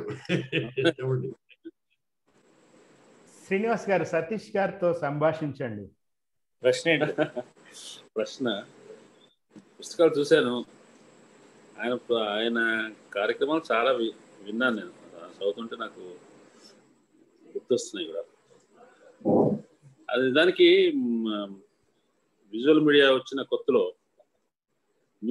Visual news journalism మీద ఆసక్తి, హోప్ కలిగించిన ప్రోగ్రామ్ సతీష్ గారిది. ఎందుకంటే అప్పుడు మీకు ఇప్పటి పత్రికల మీద చాలా వేరే రకమైన అభిప్రాయం ఉన్నట్టుంది, కానీ సంపాదకీయాల మీద లేదు, సందర్భాల మీద కూడా లేదు. అంటే విజువల్ టీవీ జర్నలిజం వచ్చిన కొత్తలో అప్పటికి తెలుగు పత్రికలు కొంచెం వేగంగాను తీవ్రంగాను ఉన్నాయి. టీవీలో న్యూస్ ఎట్లా ఉంటుంది అనే దానికి వచ్చినప్పుడు నిర్భయంగా కామెంట్ చేయడం, చాలా చెప్పే పద్ధతిలో ఒక ఉద్వేగపూరితమైన మెసేజ్ అను ఉద్యోగపరంగా విషయాన్ని కన్వే చేయడం అనేది అది ఫస్ట్ సతీష్ గారి స్క్రిప్ట్ కంటే కూడా అది రెండింటిని పోల్చాను. స్క్రిప్ట్తో పాటు రెండరింగ్ అనేది యూనిక్. అది దానికి తోడు విజువల్స్ అన్ని కూడా మనకి ఇంట్రెస్ట్ కలిగించాయి. అది నేను అనుకోవడం బహుశా ఇప్పుడు ప్రణయ్ రాయ్ గారి న్యూస్ వరల్డ్ తీసి వీక్ ఉండేది కదా, అట్లా మొదట్లో వచ్చిన మ్యాగజైన్ ప్రోగ్రామ్స్ ఉండేవి. ఆ తరహాగా ఒక కైండ్ ఆఫ్ సమీక్ష లాంటి ఒక పీరియాడికల్ గా వచ్చిన విషయాల మీద కామెంట్ చేయడం, దాంట్లో ఒక అంశం తీసుకుని చాలా తీవ్రంగా చెప్పడం, అది నాకు అట్లా గుర్తుంది. పుస్తకం మీద మొత్తం పూర్తిగా దాన్ని ఇంకోసారి పూర్తి తర్వాత నేను చెప్పగలుగుతాను. కానీ సతీష్ గారి కంట్రిబ్యూషన్ అయితే నేను అనుకోవటం న్యూస్ విజువల్ జర్నలిజానికి ఎర్లీ స్టేజెస్ లో చాలా కాలం వరకు కొనసాగించారు. ఎర్లీ స్టేజెస్ లో దానికి ఉండే ఒక ఇంటిగ్రిటీని, వేగాన్ని, తీవ్రతని కూడా ఆయన విజువల్ కాలం అనేది ఎస్టాబ్లిష్ చేసింది. షూర్. సతీష్ గారు, మీరు కె శ్రీనివాస్ గారితో ఏమైనా అడుగుతారా, మాట్లాడతారా? వృత్తి రహస్యాలు ఏమైనా బహిరంగంగా చర్చిస్తారా? First of all we are all colleagues. We were colleagues in worked for a very brief time. ఆంధ్రజ్యోతిలో 6 months వర్క్ చేశారు. అండ్ ఇక్కడ ఒక సందర్భం వచ్చింది కాబట్టి శ్రీనివాస్ గారికి చెప్తున్నాను, మిగతా మిత్రులందరికీ కూడా తెలుసు. నేను ఆంధ్రజ్యోతిలో 6 నెలలు మాత్రమే పనిచేశాను. ఈ 6 నెలల్లో ఫస్ట్ ఫ్రంట్ పేజ్ లో నా స్టోరీ పడింది. ఇట్స్ కాల్డ్ ఏపీ స్కూటర్స్ కి సంబంధించినటువంటి స్కామ్. అది ఏపీ స్కూటర్స్ కి సంబంధించిన scam the first day front page లో పడింది. బాలనగర్ చౌరస్తాలో 9,000 కాపీలు అమ్మారు ఆంధ్రజ్యోతి. 9,000 కాపీలు.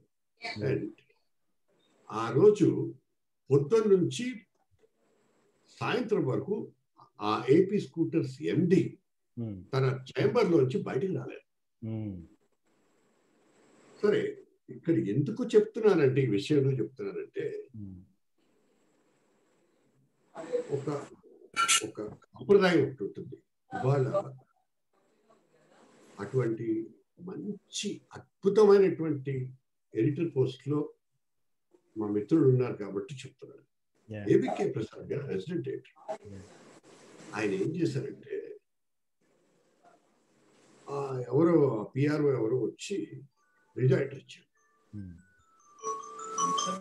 నాతో ఎందుకు డిస్కస్ చేస్తున్నారు, సతీష్తో మాట్లాడచ్చు కదా మీరు అని. ఆయన ఆ విధంగా చెప్పడం అనేటువంటిది కరెక్ట్ కాదు, తప్పు అని. వాడు డైరెక్ట్ గా నా దగ్గరికి వచ్చేసాడు. సో రివీల్ అయిపోయింది అక్కడ ఎవరు రాశారని. So my intention is that ఆ రోజు ఉన్నటువంటి ఆ ఛాలెంజెస్ డిఫరెంట్ గా ఉన్నాయి. ఈరోజు అప్పుడు మేనేజ్మెంట్ కూడా వేరే ఉన్నట్టుంది కదా, జగదీష్ ప్రసాద్ గారు చేతిలో ఉంది అనేటువంటి అక్కడ సమస్య కాదు. క్వశ్చన్ ఇస్ దట్ ఎడిటర్ అనేటువంటి పోస్ట్ చాలా ముఖ్యమైనటువంటి, చాలా బాధ్యతాయుతమైనటువంటి. అంటే ఏబికే గారు బాధ్యతారహితంగా ప్రవర్తించారని నేను చెప్పట్లేదు, కానీ ఆ పొరపాటు ఏదైతే చేశారో దానివల్ల ఆ రోజు ఉన్నటువంటి మేనేజ్మెంట్ అయితే ఏంటి నీ మూలంగా అడ్వర్టైజ్మెంట్లు తగ్గిపోయినాయి నాకు అని జగదీష్ ప్రసాద్. మీది చూసాను, నేను ఎపిసోడ్ చూసాను, పుస్తకంలో చదివాను కూడా. అది యాక్చువల్లీ నేను అడగబోయే ప్రశ్న కూడా. బట్ శ్రీనివాస్ గారు ఉన్నారు కాబట్టి ఎంత బాధ్యత అయితే. అండ్ నాకున్నటువంటి ఇప్పుడు అందరూ అంటున్నారు శ్రీనివాస్ గారు ఈజ్ హ్యాండ్లింగ్ చాలా ప్రొఫెషనల్ గా హ్యాండిల్ చేస్తారు. తనకు సంబంధించినటువంటి తనకి ఇచ్చినటువంటి పరిధిలో చాలా మంది చెప్పారు. రాధాకృష్ణ కావచ్చు, ఇంకోటి కావచ్చు, ఎవరైనా. నేను శ్రీనివాస్ గారిని ఫ్లాటర్ చేయడానికి కాదు, కానీ గురువారము ఎప్పుడు వస్తుందని చూస్తూ ఉంటాను నేను సందర్భం చదవడానికి.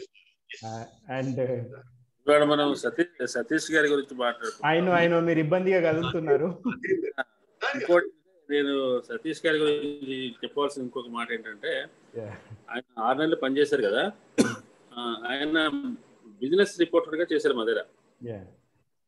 నిజానికి బిజినెస్ జర్నలిజం అప్పుడు పూర్తిగా ఎస్టాబ్లిష్ కాలేదు. ఆంధ్రప్రభలో పుల్లయ్య గారు షేర్ కాలం పేరుతో చేసేవారు. ఇంకా మా దగ్గర ధనమూలం ఇదం జగత్ అనుకుంటా, మన అది ఆ పేరుతో వచ్చేది. అది అప్పుడు ఇంకా బిజినెస్ పేజ్ అంటూ రావడం కానీ లేదు. ఆ టైంలోనే ఆయన బిజినెస్ ఆయన స్టార్ట్ చేశారు అప్పుడు ఆ పద్ధతి కోవని. సతీష్ గారికి చాలా చాలా ఫస్ట్లు ఉన్నాయి, చాలా విషయాల్లో ఆయన మొదలుపెట్టినవి చాలా ఉన్నాయి. ఆయన వెళ్ళిపోయిన తర్వాత మన సత్యవతి గారు చేశారు, తర్వాత వి శ్రీనివాస్ తర్వాత చాలా కాలం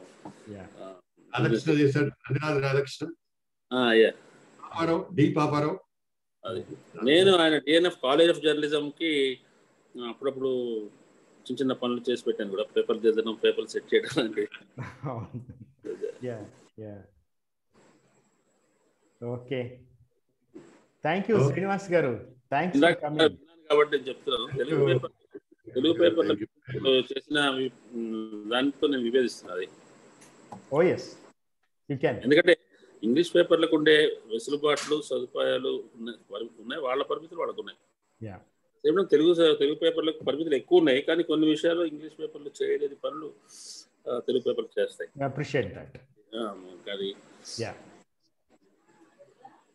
sure sir. Thank you Srinivas గారు, థ్యాంక్ యూ చక్రపాణి గారు. Thank you bus. Thank you. అయితే సతీష్ గారు,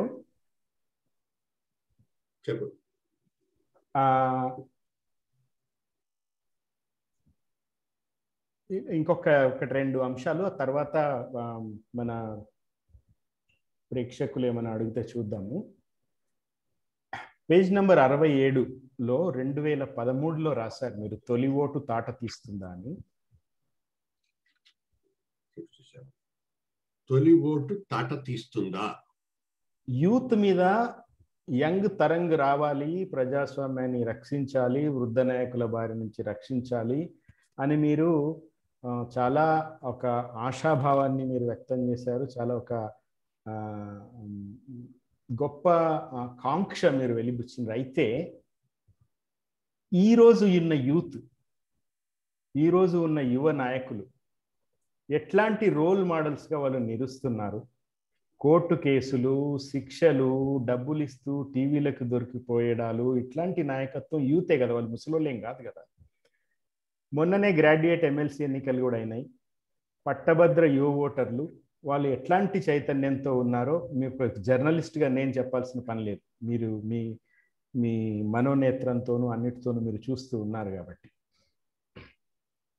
ఇట్లాంటి యూత్ నుంచి వృద్ధతరం కంటే కూడా మనం ఏమి గొప్ప పరిణామాల్ని మనం ఆశించగలం? ఒక స్ట్రైట్ ఆన్సర్ అండి. ఈ దేశంలో 730 కుటుంబాలు, ఈ కుటుంబాలకు సంబంధించినటువంటి వాళ్ళే రాజకీయాల్ని శాసిస్తున్నారు, రాజకీయాల్లో ప్రవేశిస్తుంది కూడా ఈ కుటుంబాలకు సంబంధించినటువంటి వాళ్ళు, తమ్ముడు, బామ్మర్దు, కొడుకు, ఎవరో ఒకరు, వాటెవర్.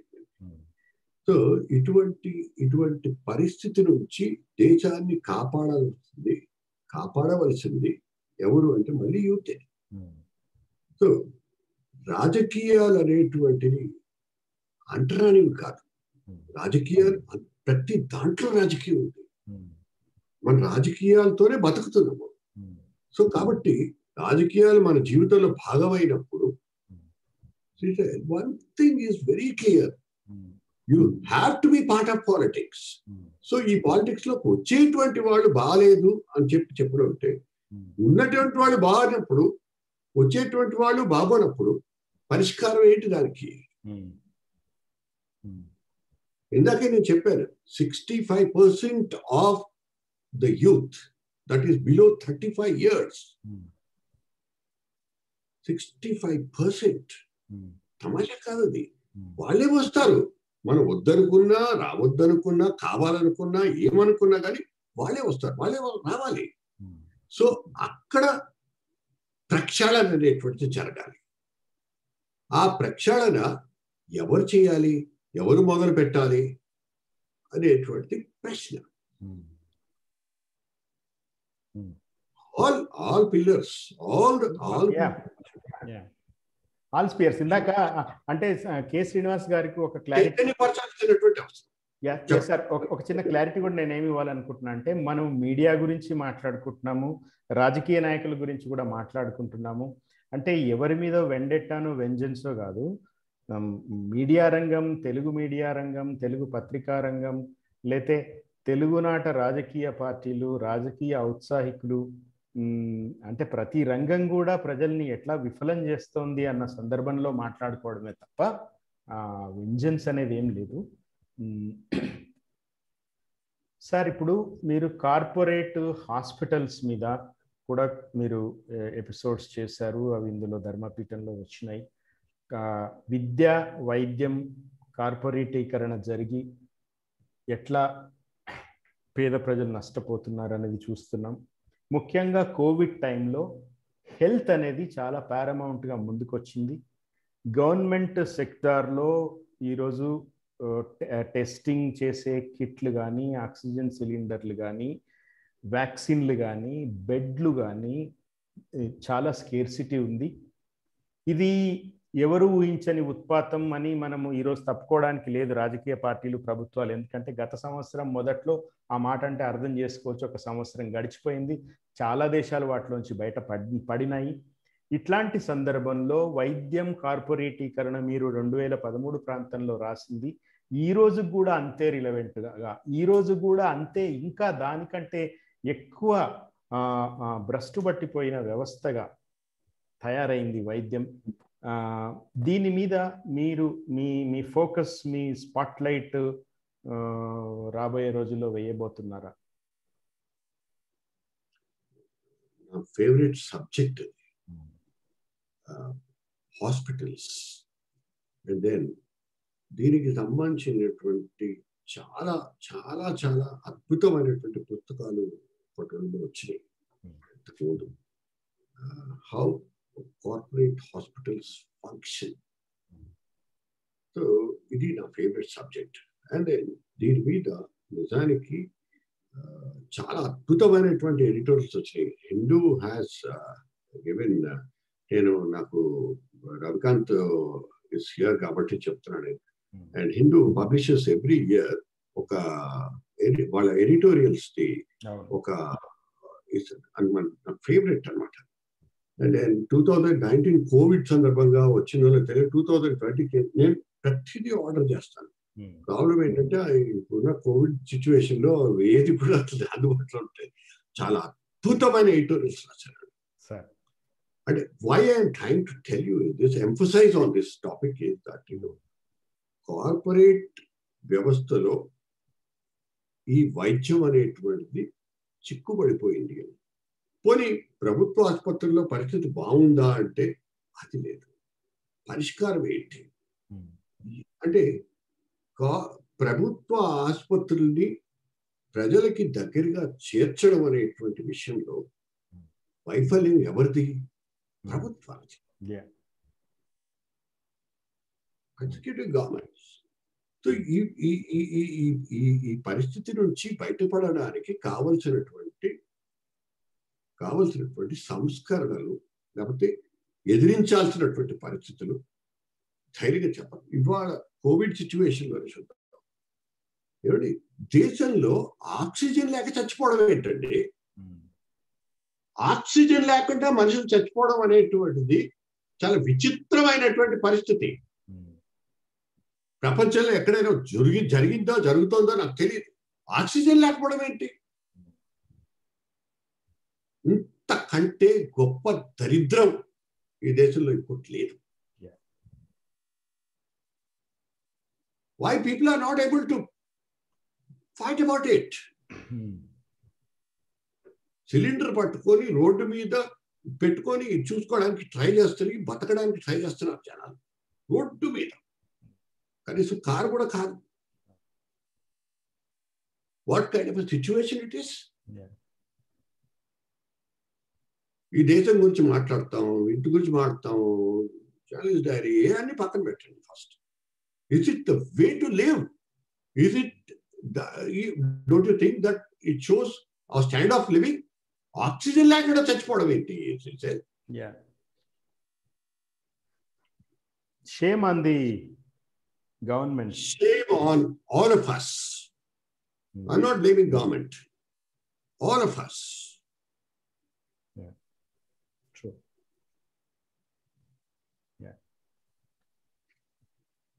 సార్, మీరు ఒక చోట అంటున్నారు, కాలంలాగే వార్త కూడా ప్రవాహం లాంటిది.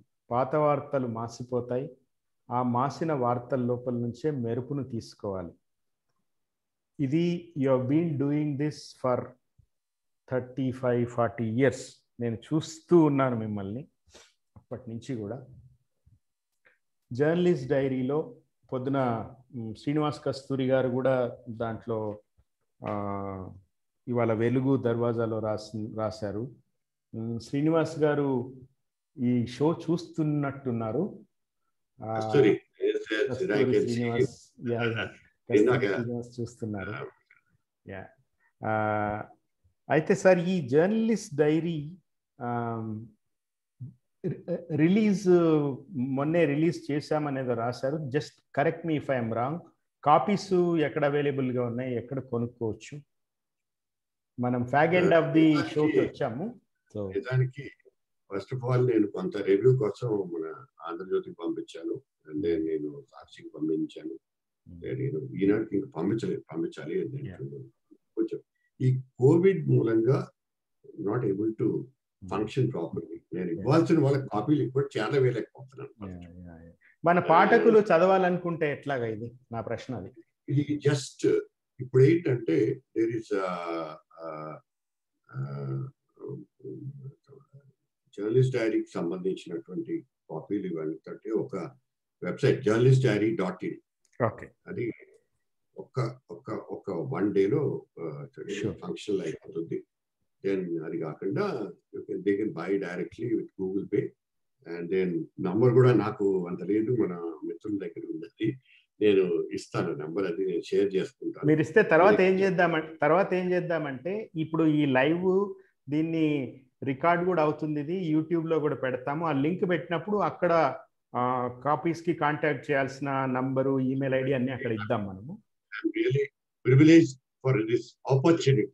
No sir, it is our privilege. Ravikant garu, before we finish, ఏమన్నా క్విక్ గా ఏమన్నా అడుగుతారా సతీష్ గారిని? We'll close it in about 5 minutes. Yeah, I think అంటే ఈ జర్నలిస్ట్ డైరీ గురించి ఒక చిన్న ప్రశ్న. ఇన్ని ఎపిసోడ్ చేస్తున్నారు, which one do you think has been the most challenging, in terms of producing and creating that content? Because మీరు చేసినది నాకు బాగా, even after 20 years, I still remember one episode of yours where you talked about this.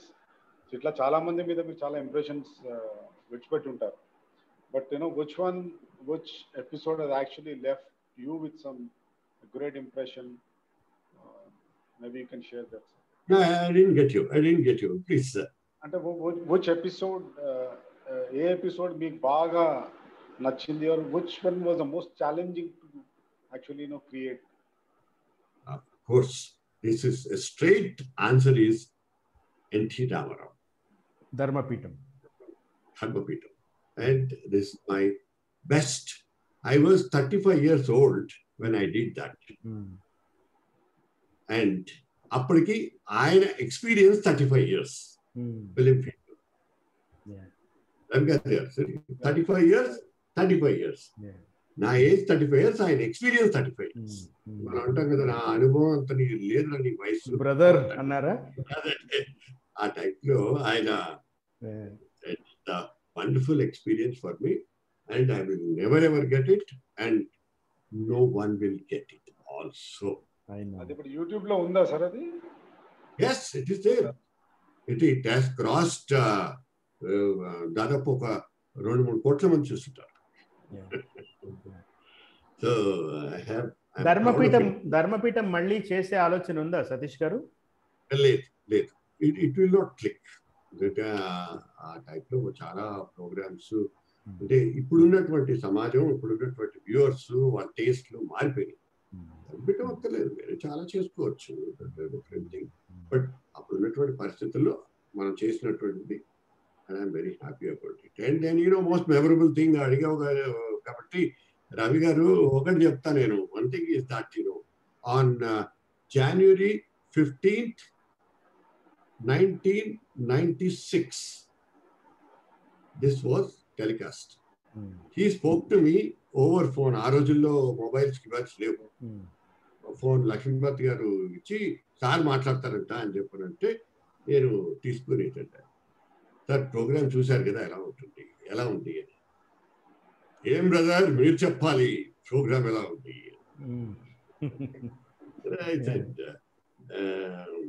చాలా బాగుందండి, response ఇంకా వస్తుంది, ఇప్పుడే కదా అయింది అని. 7:30కి వచ్చింది ఆ టైం, ఆ ప్రోగ్రామ్ 7. అండ్ ప్లీజ్ రిమెంబర్, ఇది ఒక్కటే నేను చెప్పాల్సింది ఏంటంటే, నేను 15వ తారీఖు ప్రోగ్రామ్ టెలికాస్ట్ చేశాను. సంక్రాంతి తర్వాత కనుమ వస్తుంది, కనుమ టెలికాస్ట్. January 18th అయిపోయారు.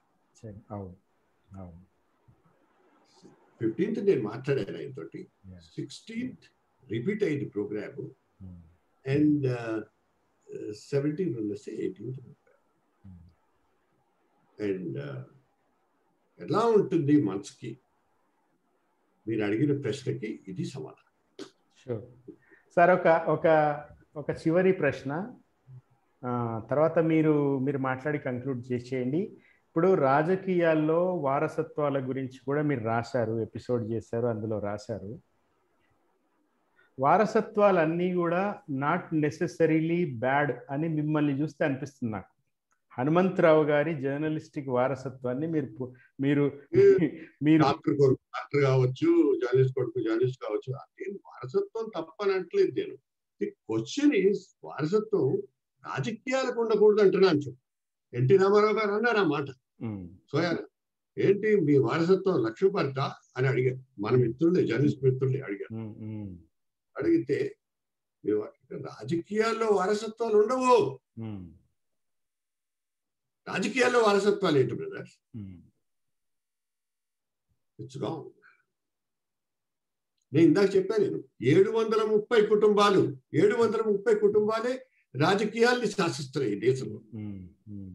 అది వారసత్వం.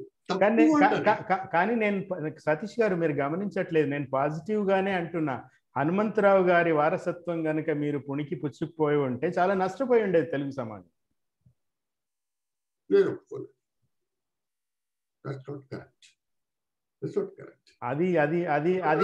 అది మీ మోడెస్టీ. ఆయనకు సంబంధించినటువంటి పంథా వేరు, నా పంథా పూర్తిగా వేరు. సో కాబట్టి ఏంటంటే, వారసత్వం అనేటువంటి జర్నలిజం గురించి కాదు నేను అనేది. డాక్టర్ కొడుకు డాక్టర్ అయితే తప్ప, యాక్టర్ కొడుకు యాక్టర్ అయితే తప్పేంటి, డాక్టర్ యాక్టర్ అయితే తప్పేంటి, ఇవన్నీ పక్కన పెట్టి మీరు ఒక కలెక్టర్ గురించి కూడా రాశారు, కలెక్టర్ కూతురు గురించి కూడా రాశారు మీరు. కలెక్టర్ కూతురు ఆవిడ గవర్నమెంట్ స్కూల్లో చేర్పించారు. ఎంతమంది వాళ్ళ కొడుకుల్ని కూతుర్ని గవర్నమెంట్ స్కూల్లో జాయిన్ చేస్తున్నారు. అది వేరు, different thing. It's not about వారసత్వం. హెరిడిటరీ పాలిటిక్స్ అనేటువంటి అబ్సల్యూట్లీ రాజకీయాలకి వారసత్వం ఏంటి? Democratic country. Let's argue. Sir, మీరు